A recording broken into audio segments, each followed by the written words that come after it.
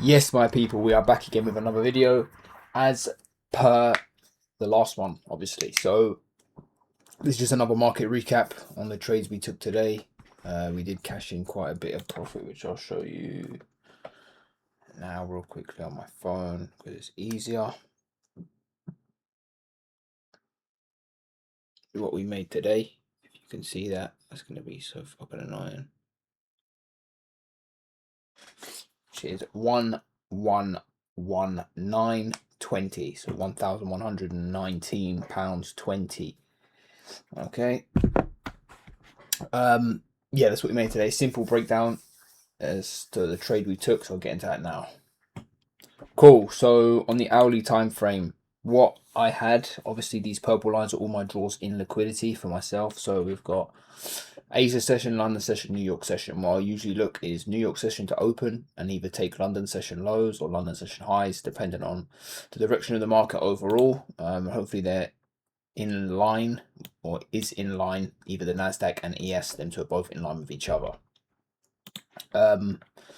Yeah, so today we had our draws and liquidity drawn out. Obviously London, we've got previous session Asia and the start of the gap and then the close of the gap as well.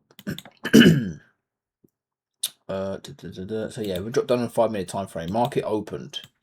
A market didn't really give us a lot. So obviously the 5-minute time frames. The market did have a big push down. I think it was down to here actually. Yeah, big push down, and then price went up, and I was expecting price to maybe come down and continue to push up to London highs, but we didn't. We've got quite a lot of consolidation in here on the 1-minute time frame as well, as you can see. Wasn't really giving us a lot.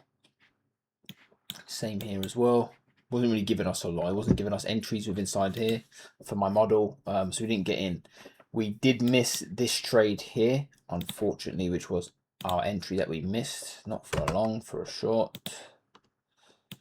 So essentially what happened is price is obviously bearish now. We got a bearish close underneath here. All we was waiting for was a basically a retest to create a bullish fair value gap, and then just to inverse that fair value gap and then push down to the most recent piece of liquidity, which would have been London lows. Stop loss just above the previous level.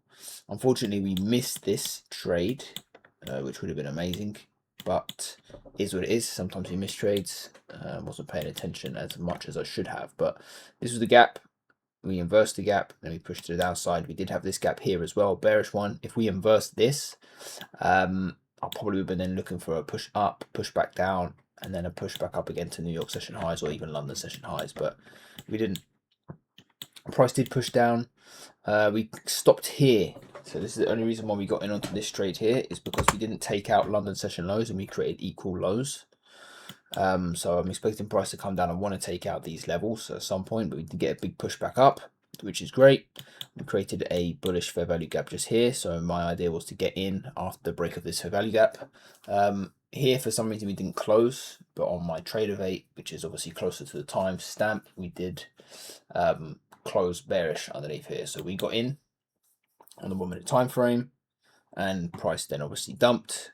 We hit our TP1 and then TP2 as well, which was Asia session lows. After that, as you can see how price reacts off of these pools of liquidity, price push back up, come back down again, and push back up off this level. Now we're going all the way back up, but that was just a short demonstration of the trade we took, market recap for today. Bit of understanding of what goes through my head when I'm taking these trades. So yeah, if you're watching this, leave a like, leave a comment as well what you think, and I'll catch you lot in the next one.